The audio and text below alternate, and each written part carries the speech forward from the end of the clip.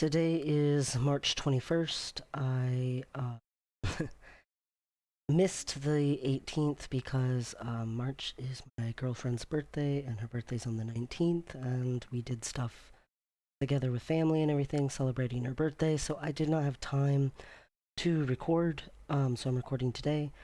I had um, essentially a surgery, and that whole video and stuff I did record. It's the video posted before this one. So if you want all the details of my surgery and stuff like that, that's in that video.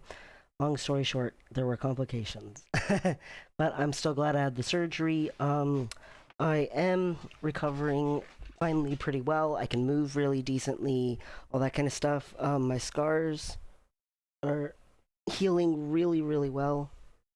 You can sort of see I have like basically just little lines now. They used to be really covered in like dark brown scabs and stuff.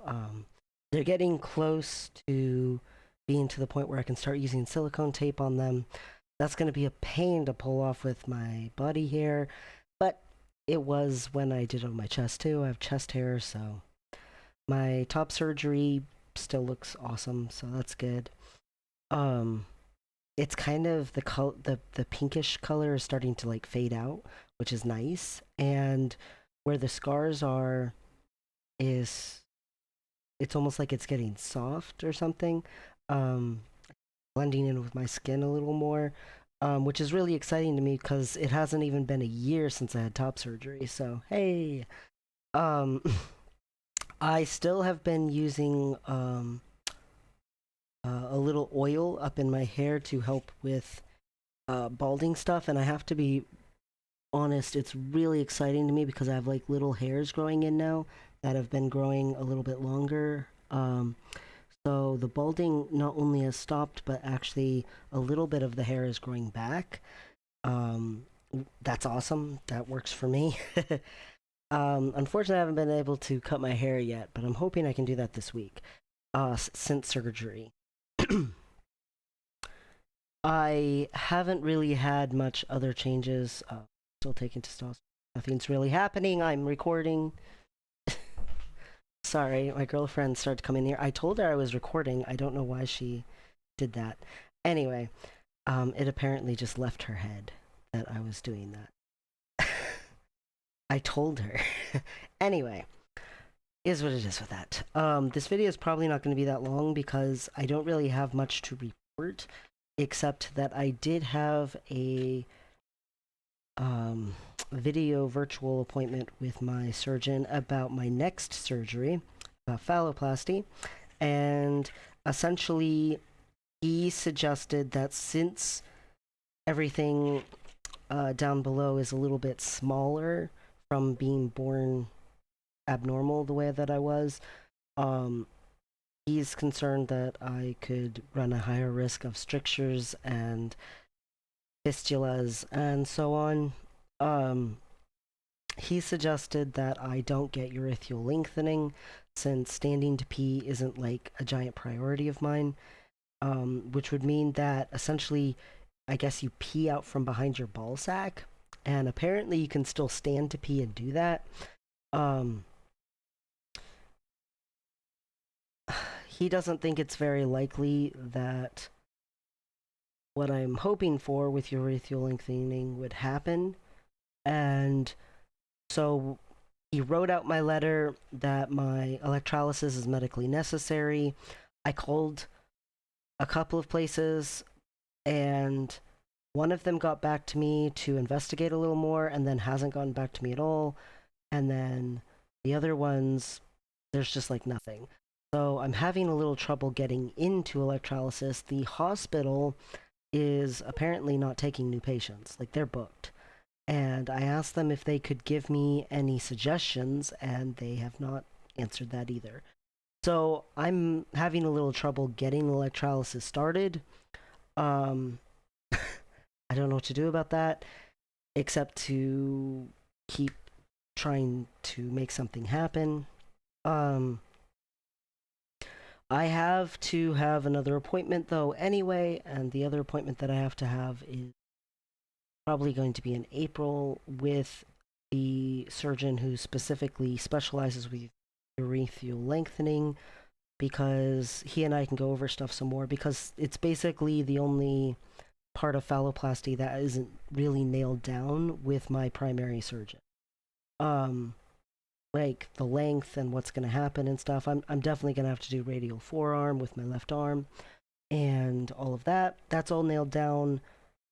I'm leaning toward getting urethral lengthening anyway. Even though my surgeon is concerned there might be a higher chance of risk or whatever for me in particular, I still want, even if it's only the slightest chance, to be able to have a hope that if my skin glands are kept intact, that something could happen with that during like intercourse. Um, there can be small little bits of fluid that can come out, but it's super rare. It doesn't happen very often. Sensation is super important to me, and sensation won't be affected by urethral lengthening. And even though standing to pee out the end of, the shaft instead of from behind the sack isn't like the end of the world kind of a thing to me. Like, I already can stand to pee technically, so it's not like a big deal. But what is a big deal is that I've felt abnormal my whole life, and I don't want to get the surgery part way. I want to get the surgery all the way and finally feel some sense of normalcy. And to me, that's worth the risk. I've been thinking about it a lot, and the number one point of all this surgery, the number one point of all my transition from the very beginning, was to feel less messed up, to feel less deformed, less like Frankenstein's monster, to feel less androgynous, to feel less intersex. I want to feel like I'm just a guy. Just that. Like, really plain, simple. And to me, the normalcy, the simplicity, the being just that might not seem really impressive or dramatic or typical. I feel like sometimes some of my trans friends really take pride in being trans, and they feel a sense of specialness from that, and that's fine, but I don't get that from it. I don't get that sense of specialness. I don't necessarily want to be special. I kind of just want to be ordinary, um, because I have felt like I didn't fit my whole life with other people, and I I just want to be as normal as I can be. And I just I'm not afraid of pain. I'm not afraid of the pain of surgery. I'm not afraid of the pain during recovery, even though the pain during recovery is not pleasant. Like, I can handle that. What I can't handle is a lifetime of mental anguish. And as much as my happiness and my mental health has improved tremendously, like so significantly, from the surgery that I've already been able to have, both of the surgeries, and just taking testosterone and having like correct hormone levels for, the last 2 years, it's still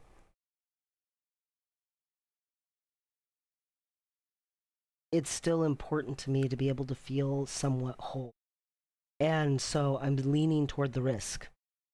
And maybe that's absurd to some people, but for me, that seems the most realistic thing to do toward making the rest of my life as happy and fulfilling as possible.